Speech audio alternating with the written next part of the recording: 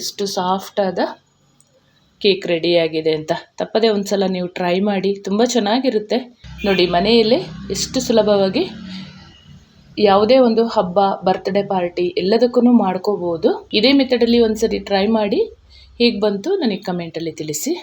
ಹಾಗೆಯೇ ಸಬ್ಸ್ಕ್ರೈಬ್ ಮಾಡೋದನ್ನು ಮರಿಬೇಡಿ. ನಿಮ್ಮ ಫ್ರೆಂಡ್ಸ್ ಆ್ಯಂಡ್ ಫ್ಯಾಮಿಲಿಗೆ ಹೆಚ್ಚು ಶೇರ್ ಮಾಡೋದನ್ನು ಮರಿಬೇಡಿ. ನಮಸ್ತೆ ಎಲ್ಲರಿಗೂ, ಎಲ್ಲರನ್ನೂ ಸುಸಿ ಸಜ್ಜನಿಗೆ ಸ್ವಾಗತ ಮಾಡಿಕೊಂಡು ಇವತ್ತು ಅದ್ಭುತವಾದ ರೆಸಿಪಿ ಮಾಡಿ ತೋರಿಸ್ತಾ ಇದ್ದೀನಿ. ಬನ್ನಿ ಹೇಗೆ ಮಾಡೋದು ನೋಡೋಣ. ಅದೇನಪ್ಪ ಅಂದರೆ ಕ್ರಿಸ್ಮಸ್ಸಿಗೆ ಒಂದು ಫ್ರೂಟ್ ಕೇಕನ್ನು ಮಾಡ್ಕೊಳ್ಳೋಣ. ನಟ್ಸ್, ಫ್ರೂಟ್ಸ್ ಎಲ್ಲ ಹಾಕೊಂಡ್ರೆ ತುಂಬ ಚೆನ್ನಾಗಿರುತ್ತೆ ಕೇಕ್. ಬನ್ನಿ ಹೇಗೆ ಮಾಡೋದು ನೋಡೋಣ. ಅದಕ್ಕಿಂತ ಮೊದಲು ನನ್ನ ಚಾನಲ್ಗೆ ನೀವು ಹೊಸಬರಾದರೆ ಪ್ಲೀಸ್ ಸಬ್ಸ್ಕ್ರೈಬ್ ಮಾಡ್ಕೊಳ್ಳಿ. ನಿಮ್ಮ ಫ್ರೆಂಡ್ಸ್ ಆ್ಯಂಡ್ ಫ್ಯಾಮಿಲಿಗೆ ಹೆಚ್ಚು ಶೇರ್ ಮಾಡಿ. ಪಕ್ಕದಲ್ಲೇ ಇರುವಂಥ ಬೆಲ್ ಬಟನ್ನ ಒಮ್ಮೆ ಟಚ್ ಮಾಡಿ. ನಾನು ಯಾವುದೇ ಹೊಸ ವಿಡಿಯೋ ಹಾಕಿದರೂ ಕೂಡ ನಿಮಗೆ ಫಸ್ಟ್ ನೋಟಿಫಿಕೇಶನ್ ಬರುತ್ತೆ. ಬನ್ನಿ ಕೇಕ್ ಹೇಗೆ ಮಾಡೋದು ನೋಡೋಣ. ಒಂದು ಮಿಕ್ಸಿಂಗ್ ಬೌಲನ್ನು ತೊಗೊಂಡಿದ್ದೀನಿ. ಎಲ್ಲ ನಟ್ಸ್ ಮತ್ತು ಫ್ರೂಟ್ಸನ್ನು ಇಟ್ಕೊಂಡಿದ್ದೀನಿ. ನಿಮ್ಮ ಮನೇಲಿ ಏನಿರುತ್ತೆ ನೀವು ಅದರಲ್ಲೇ ಮಾಡ್ಕೋಬೋದು. ಅದಕ್ಕಾಗಿ ಹೊಸದಾಗಿ ಖರೀದಿ ಮಾಡಬೇಕು ಆ ಥರ ಏನೂ ಇಲ್ಲ. ನಾನಿವತ್ತು ಪೈನಾಪಲ್ ಫ್ಲೇವರಲ್ಲಿ ಮಾಡ್ಕೊತೀನಿ. ನೀವು ಆರೆಂಜ್ ಆದರೂ ತೊಗೋಬೋದು, ಯಾವುದಾದ್ರೂ ತೊಗೋಬೋದು. ಒಂದು 4 ಟೇಬಲ್ ಸ್ಪೂನಷ್ಟು ಪೈನಾಪಲ್ ಜ್ಯೂಸನ್ನು ಹಾಕ್ಕೊಳ್ತೀನಿ. ಈ ಹಣ್ಣುಗಳೆಲ್ಲ ನೆನೆಸ್ಕೊಂಡ್ರೆ ತುಂಬ ಚೆನ್ನಾಗಾಗುತ್ತೆ. ಅದರ ಫ್ಲೇವರೆಲ್ಲ ಬಿಟ್ಟು ಬಂದಾಗ ಕೇಕಲ್ಲಿ ತುಂಬ ಚೆನ್ನಾಗಾಗುತ್ತೆ ಮತ್ತು ತುಂಬ ರುಚಿ ಕೂಡ ಕೊಡುತ್ತೆ. ನಾನಿಲ್ಲಿ ಒಂದು 3 ಟೇಬಲ್ ಸ್ಪೂನಷ್ಟು ಬಾದಾಮನ್ನು ಕಟ್ ಮಾಡಿ ಹಾಕ್ಕೊಳ್ತಾ ಇದ್ದೀನಿ. ಹಾಗೆಯೇ ಒಂದು 3 ಟೇಬಲ್ ಸ್ಪೂನಷ್ಟು ಒಣ ದ್ರಾಕ್ಷಿಯನ್ನು ಹಾಕ್ಕೊಳ್ತಾ ಇದ್ದೀನಿ. ಒಂದು 3 ಟೇಬಲ್ ಸ್ಪೂನಷ್ಟು ಕಾಜುನ ಕಟ್ ಮಾಡಿ ಇಟ್ಕೊಂಡಿದ್ದೀನಿ, ಅದನ್ನು ಕೂಡ ಸೇರಿಸ್ಕೊಳ್ತಾ ಇದ್ದೀನಿ. ಟೂಟಿ ಫ್ರೂಟಿ ಹಾಕ್ಕೊಳ್ತೀನಿ. ಇದು ಯೆಲ್ಲೋ ಕಲರು, ಇದೊಂದು 3 ಟೇಬಲ್ ಸ್ಪೂನಷ್ಟು. ಬ್ಲೂಬೆರಿಯನ್ನು ತೊಗೊಂಡಿದ್ದೀನಿ, ಒಣ ಬ್ಲೂಬೆರಿ ಇದೊಂದು 2 ಟೇಬಲ್ ಸ್ಪೂನಷ್ಟು ಇದೆ. ಒಂದು 2 ಟೇಬಲ್ ಸ್ಪೂನಷ್ಟು ಚೆರಿನ ಕಟ್ ಮಾಡಿ ಹಾಕೊಳ್ತಾ ಇದ್ದೀನಿ. ಕೆಂಪು ಕಲರು ಟೂಟಿ ಫ್ರೂಟಿನ ತೊಗೊಂಡಿದ್ದೀನಿ, ಇದೊಂದು 2 ಟೇಬಲ್ ಸ್ಪೂನಷ್ಟು. ನೀಟಾಗಿ ಮಿಕ್ಸ್ ಮಾಡ್ಕೊಳ್ಳೋಣ. ಈ ಪೈನಾಪಲ್ ಜ್ಯೂಸ್ ಏನಿದೆ ಅದು ಈ ಹಣ್ಣುಗಳಿಗೆಲ್ಲ ಅಬ್ಸರ್ವ್ ಆಗಬೇಕು. ಅಷ್ಟು ಚೆನ್ನಾಗಿ ಮಿಕ್ಸ್ ಮಾಡಿಕೊಂಡು 1 ಗಂಟೆ ಆದ್ರೂ ಇಡಬೇಕು. ನೀಟಾಗಿ ಮಿಕ್ಸ್ ಮಾಡಿಕೊಂಡು ಇದನ್ನು ಮುಚ್ಚಿ 1 ಅವರ್ ಇಡೋಣ. ನೀವು ಬೇಕಾದ್ರೆ ಕುಂಬಳಕಾಯಿ ಬೀಜ, ಸೋರೆಕಾಯಿ ಬೀಜ ಎಲ್ಲ ಹಾಕೋಬಹುದು. ವಾಟರ್ ಮೆಲನ್ ಸೀಡ್ಸ್ ಎಲ್ಲವನ್ನು ಹಾಕೊಂಡು ಮಾಡ್ಕೋಬಹುದು. ಸ್ವಲ್ಪ ಫ್ರೂಟ್ಸ್ ಜಾಸ್ತಿ ಹಾಕೊಂಡ್ರೆ, ಡ್ರೈ ಫ್ರೂಟ್ಸ್ ತುಂಬ ಚೆನ್ನಾಗಿರುತ್ತೆ. ಇದನ್ನು 1 ಅವರ್ ಇಡೋಣ. ನಾನಿಲ್ಲಿ ಸಕ್ಕರೆ ಕ್ಯಾರಮಲ್ ಮಾಡ್ಕೊಳ್ಳೋಕ್ಕೆ ಸಕ್ಕರೆ ತಗೊಂಡಿದ್ದೀನಿ, ಅರ್ಧ ಕಪ್ ಅಷ್ಟು. ಸಕ್ಕರೆ ಒಲೆ ಮೇಲೆ ಇಟ್ಕೊಂಡಿದ್ದೀನಿ. ನೀರೆಂತ ಹಾಕಬಾರ್ದು ಮೊದಲಿಗೆ, ಹಾಗೇನೆ ಅದು ಕರಗ್ಲಿ. ನೀಟಾಗಿ ಕೈ ಆಡಿಸ್ತಾ ಇರಬೇಕು ನಿಧಾನವಾಗಿ. ಸಕ್ಕರೆ ಅದಾಗಿ ಕರಗುತ್ತೆ, ತುಂಬಾ ಒಳ್ಳೆ ಕಲರ್ ಬರುತ್ತೆ ಮತ್ತೆ ರುಚಿ ಕೂಡ ಜಾಸ್ತಿ ಆಗುತ್ತೆ. ಈ ತರ ಕ್ಯಾರಮೆಲ್ ಮಾಡಿ ಕೇಕ್ ಮಾಡ್ಕೊಂಡ್ರೆ ಈ ಹದದಲ್ಲಿ ಸಕ್ಕರೆ ಕರಗಕ್ಕೆ ಸ್ಟಾರ್ಟ್ ಆಗುತ್ತೆ. ನೋಡಿ, ಈ ಹದದಲ್ಲಿ ಒಂದು ಒಳ್ಳೆ ಕಲರ್ ಬರಕ್ಕೆ ಸ್ಟಾರ್ಟ್ ಆಗುತ್ತೆ, ಬ್ರೌನ್ ಕಲರ್ ಆಗಿ. ಗಟ್ಟಿ ಆಗುವಾಗ ಸ್ವಲ್ಪ ನೀರು ಹಾಕೊಂಡು ಮತ್ತೆ ಮಿಕ್ಸ್ ಮಾಡ್ಕೊಳ್ಬೇಕು. ನೋಡಿ, ಈ ರೀತಿಯಲ್ಲಿ ಕಲರ್ ಚೇಂಜ್ ಆಗುವಾಗ ಸ್ವಲ್ಪ ನೀರು ಹಾಕೊಂಡು ಮಿಕ್ಸ್ ಮಾಡ್ಕೊಳ್ಳೋಣ.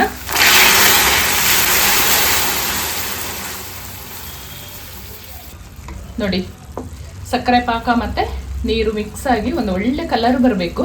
ಈ ತರ ಕ್ಯಾರಮೆಲ್ ರೆಡಿ ಮಾಡ್ಕೊಂಡ್ರೆ ಆಯ್ತು. ಇದು ರೆಡಿ ಆಗಿದೆ. ಇಷ್ಟ ಆದ್ರೆ ಸಾಕು. ಇದನ್ನು ತಣ್ಣಗಾಗಲು ಬಿಡೋಣ. ಕೇಕ್ ಬ್ಯಾಟರ್ ಹಾಕೊಳ್ಳೋಕ್ಕೆ ಈ ತರ ಒಂದು ಕೇಕ್ ಟಿನ್ ತಗೊಂಡು ಬಟರ್ ಪೇಪರ್ ಕಟ್ ಮಾಡಿ ಹಾಕಿ ಇಟ್ಕೊಂಡಿದ್ದೀನಿ. ಈ ತರ ಕೇಕ್ ಬೇಯಿಸ್ಕೊಳ್ಳೋಕ್ಕೆ ಒಂದು ಕುಕ್ಕರ್ನ ನಾನು ಕೇಕ್ ಮಾಡೋಕ್ಕಂತಾನೆ ಇಟ್ಕೊಂಡಿದ್ದೀನಿ. ಸ್ವಲ್ಪ ಉಪ್ಪು ಪೌಡರ್ ಹಾಕಿ ಫ್ರೀ ಹೀಟ್ ಮಾಡ್ಕೊಳ್ಳೋಣ.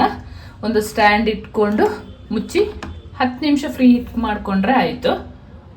ಕೇಕ್ ಬ್ಯಾಟರ್ ಕಲಿಸ್ಕೊಳ್ಳೋಕ್ಕೆ ಒಂದು ಮಿಕ್ಸಿಂಗ್ ಬೌಲನ್ನು ತೊಗೊಂಡಿದ್ದೀನಿ. ಫ್ರೂಟ್ ಎಲ್ಲ ಪೈನಾಪಲ್ ಸಿರಪಲ್ಲಿ ಹಾಕಿ 1 ಅವರ್ ಆಯಿತು. ಈ ಒಂದು ಕಪ್ಪಲ್ಲಿ ಮೈದಾ ಹಿಟ್ಟನ್ನು ತೊಗೊಂಡಿರ್ತೀನಿ. ಸೇಮ್ ಕಪ್ಪಲ್ಲಿ ಅರ್ಧ ಹಾಲನ್ನು ಹಾಕೊಳ್ತೀನಿ. ಅರ್ಧ ಕಪ್ಪಷ್ಟು ಅಡಿಗೆ ಎಣ್ಣೆನೂ ಬಳಸ್ತಾ ಇದ್ದೀನಿ. ಯಾವ ಎಣ್ಣೆ ಆದರೂ ಆಗುತ್ತೆ. ನೀಟಾಗಿ ಮಿಕ್ಸ್ ಮಾಡ್ಕೊಳ್ಬೇಕು ಹಾಲು ಮತ್ತು ಎಣ್ಣೆನ. ಮೊಟ್ಟೆ ಹಾಕಿ ಮಾಡ್ಕೊತಾ ಇಲ್ಲ, ನೀವು ಮೊಟ್ಟೆ ಬೇಕಾದರೆ ಹಾಕಿ ಮಾಡ್ಕೋಬೋದು.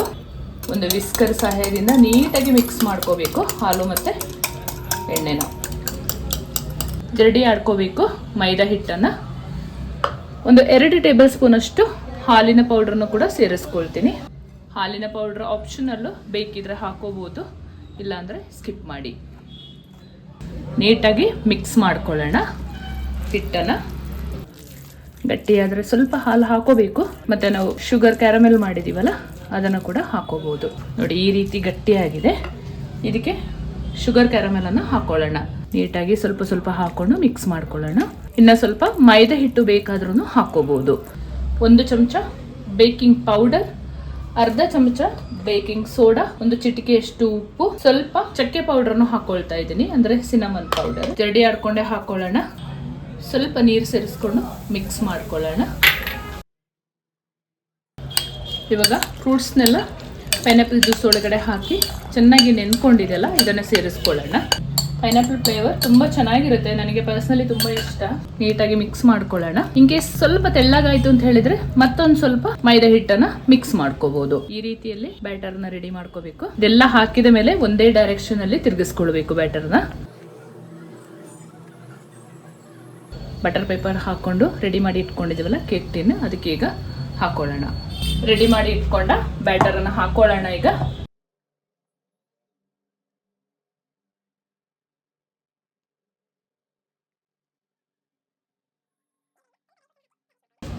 ಒಮ್ಮೆ ಈ ಥರ ಟ್ಯಾಪ್ ಮಾಡಿಕೊಂಡು ಅಡ್ಜಸ್ಟ್ ಮಾಡ್ಕೊಳ್ಳೋಣ. ಈ ರೀತಿಯಲ್ಲಿ ರೆಡಿ ಮಾಡ್ಕೊಂಡು ಆದ ಮೇಲೆ ಸ್ವಲ್ಪ ಚೆರಿನ ನೀಟಾಗಿ ಡೆಕೋರೇಟ್ ಮಾಡ್ಕೊಳ್ಳೋಣ. ನೋಡೋಕೆ ಎಷ್ಟು ಚೆನ್ನಾಗಿರುತ್ತೋ, ತಿನ್ನೋಕ್ಕೂ ಕೂಡ ಅಷ್ಟೇ ಅದ್ಭುತ ರುಚಿ ಇರುತ್ತೆ. ಮಾತ್ರ ನೀವು ಒಂದ್ಸಲ ತಪ್ಪದೆ ಟ್ರೈ ಮಾಡಿ. ಇನ್ನೇನು ಕ್ರಿಸ್ಮಸ್ ಬರಲಿದೆ, ಕ್ರಿಸ್ಮಸ್ ಮತ್ತು ನ್ಯೂ ಇಯರ್ ಎಲ್ಲ ಯಾವಾಗ ಬೇಕೋ ಆವಾಗ ಮಾಡ್ಕೊಂಡು. ಕುಕ್ಕರ್ ಫ್ರೀ ಹೀಟಿಗಿಟ್ಟು ಒಂದು 15 ನಿಮಿಷ ಆಗಿದೆ, ಚೆನ್ನಾಗಿ ಬಿಸಿಯಾಗಿದೆ. ಒಂದು 50ರಿಂದ 55 ನಿಮಿಷ ಬೇಯಿಸ್ಕೊಳ್ಬೇಕಾಗುತ್ತೆ. ಮಧ್ಯೆ ಮಧ್ಯೆ ಬೇಕಿದ್ರೆ ಒಮ್ಮೆ ಚೆಕ್ ಮಾಡ್ಕೋಬಹುದು. ಒಂದು 30 ಮಿನಿಟ್ಸ್ ಆದ ಮೇಲೆ ಕೇಕ್ ನೋಡಿ ಈ ರೀತಿಯಲ್ಲಿ ಬೆಂದಿದೆ. ಚೆಕ್ ಮಾಡ್ಕೊಳ್ಳೋಣ ಒಂದ್ಸರಿ. ನೋಡಿ ಸ್ವಲ್ಪನೂ ಅಂಟ್ತಾ ಇಲ್ಲ, ಕರೆಕ್ಟಾಗಿ ಬೆಂದಿದೆ ಅಂತ ಅರ್ಥ. ಇದನ್ನು ಕಂಪ್ಲೀಟಾಗಿ ಸ್ಟವ್ ಆಫ್ ಮಾಡಿಕೊಂಡು ತಣ್ಣಗಾಗಲು ಬಿಡೋಣ. ಅದ್ಭುತವಾದ ಕ್ರಿಸ್ಮಸ್ ಕೇಕ್ ರೆಡಿಯಾಗಿದೆ. ಯಾರು ಬೇಕಾದರೂ ಮಾಡ್ಕೋಬೋದು, ನಾನು ಹೇಳಿದ ಮೆಥಡಲ್ಲಿ ಟ್ರೈ ಮಾಡಿದರೆ. ನೀವೊಂದ್ಸಲ ಟ್ರೈ ಮಾಡಿ. ಇನ್ನೇನು ಕ್ರಿಸ್ಮಸ್ ಮತ್ತು ನ್ಯೂ ಇಯರ್ ಬರ್ತಾ ಇದೆ, ಮನೆಗೆ ಬೇಕಾದ್ರೂ ಹೀಗೆ ಮಾಡ್ಕೊಳ್ಳಿ. ಹಾಗೆ ನಾನು ಮಾಡುವ ಅಡುಗೆಗಳು ನಿಮಗೆ ಇಷ್ಟ ಆಗ್ತಿದ್ರೆ ದಯಮಾಡಿ ನಿಮ್ಮ ಅಮೂಲ್ಯವಾದ ಕಮೆಂಟ್ನೊಂದಿಗೆ ತಿಳಿಸಿ. ಸಬ್ಸ್ಕ್ರೈಬ್ ಮಾಡೋದನ್ನು ಮರಿಬೇಡಿ. ಹಾಗೂ ನಿಮ್ಮ ಫ್ರೆಂಡ್ಸ್ ಆ್ಯಂಡ್ ಫ್ಯಾಮಿಲಿಗೆ ಹೆಚ್ಚು ಶೇರ್ ಮಾಡಿ, ನನ್ನ ಚಾನಲ್ಗೆ ಸಪೋರ್ಟ್ ಮಾಡಿ. ಇದನ್ನು ಒಂದು ಚಾಕು ಸಹಾಯದಿಂದ ನೀಟಾಗಿ ಸುತ್ತಲೂ ಬಿಡಿಸ್ಕೊಳ್ಳೋಣ.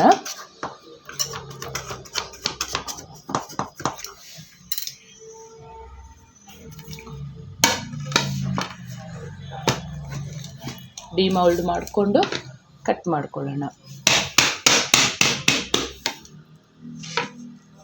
ವಾವ್, ಬಟರ್ ಪೇಪರನ್ನು ತೊಗೊಂಡಿದ್ದೀನಿ. ಮೇಲ್ಗಡೆಯಿಂದ ಸ್ವಲ್ಪ ಚೆರಿ ಮತ್ತು ಗೋಡಂಬಿ ಹಾಕ್ಕೊಂಡು ಮತ್ತೆ ಗಾರ್ನಿಷ್ ಮಾಡ್ಕೊಳ್ತೀನಿ. ಅದ್ಭುತವಾದ ಸಾಫ್ಟ್ ಆದ ಫ್ರೂಟ್ ಕೇಕ್ ಈ ರೀತಿಯಲ್ಲಿ ರೆಡಿಯಾಗಿದೆ. ಕಟ್ ಮಾಡ್ಕೊಳ್ಳೋಣ.